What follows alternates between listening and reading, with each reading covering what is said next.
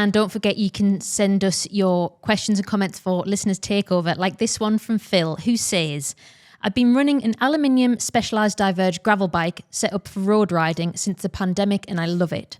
I've upgraded the tyres to 32mm Continental GP5000s with Tubolitos and they feel like they've made a massive difference to the ride and speed as an almost 100 kilogram rider. I still have the OEM aluminium wheels, and I've heard that upgrading the wheels is one of the first significant upgrades you can make. But I've also heard that upgrading to entry-level carbon wheels is pointless and no different to aluminium OEM wheels. They just feel faster, but they aren't. I'd love to hear your opinions on this. I usually ride in good weather on decent roads with some hills for hours at a time. We actually dropped a video relatively recently called I Upgraded Our Specialized LA and This Happened, which definitely covers some of the ideas of what things to upgrade in what order. So definitely go check that video out. I think both statements are true. Upgrading your wheels can be the most significant upgrade to your bike. But saying that, this is all, once again, based on, do you have bad wheels to start out with? You might have good wheels. Not just because the wheels are more expensive doesn't make them better.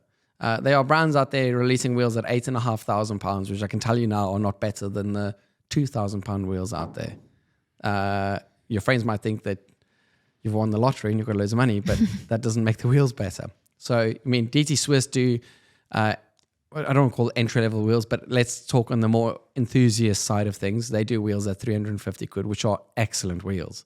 So if you had them already and you're upgrading to a cheap carbon wheel set that was just kind of slapped together and you're paying because it's carbon, it's not been made very well, yes, you might actually be buying a wheel that's worse off.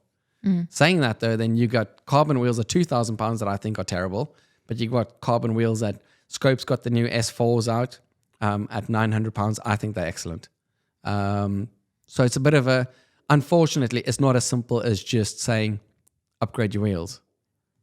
It has to be better wheels. It's not necessarily going to be better just because it's carbon, is what you're saying. It's not just based. I mean, yes, generally speaking, if you want to go for the best wheels, yes, it's going to end up being a carbon wheel.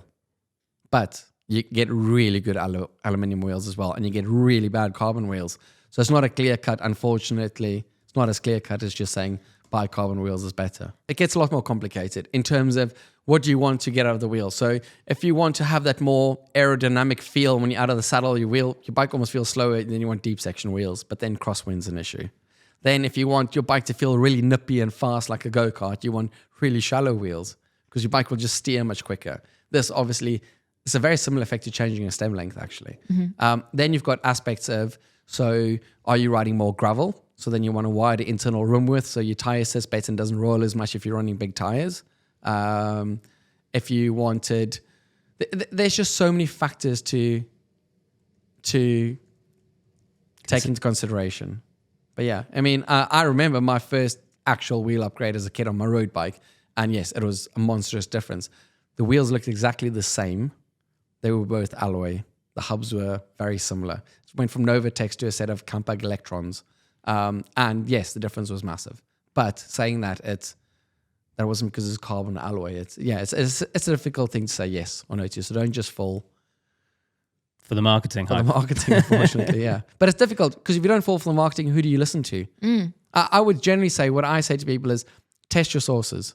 Speak to somebody. So we do a very weird thing in the shop where James, that works for me, I force him to change his tires on his road bike once a month to new tires. Try different stuff. I just got quite a few bikes. His race bike, I'm a bit more, I don't interfere because obviously I don't want to interfere in his racing. So he gets to pick whatever he likes most. But I always try to get him to try the tires. If he likes the tire, after 2 or 3 weeks, might ride it for longer. If he doesn't, he'll just be like, I don't like it because this feel or whatever, and change it. But the reason we do it is so that when we speak to people about stuff, we've got context. I mean, I've got about 9 or 10 sets of wheels.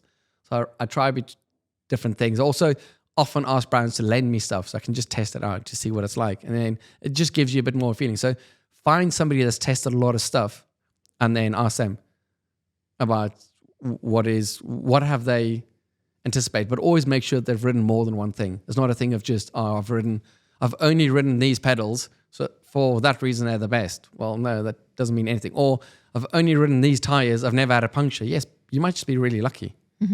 Or you don't know how good other tires are. So yeah, test your sources. Thank you for that, Nick. Thank you. You've had a lot of rants today. Yeah, sorry.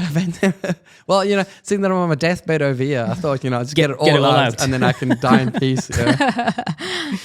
So that is all for this week. Thank you very much for listening. Make sure you subscribe so you don't miss out on the next episode. Nick will be back with us again next week, hopefully. So see you then. Thank you very much. Thank you. Bye-bye. Bye. See ya.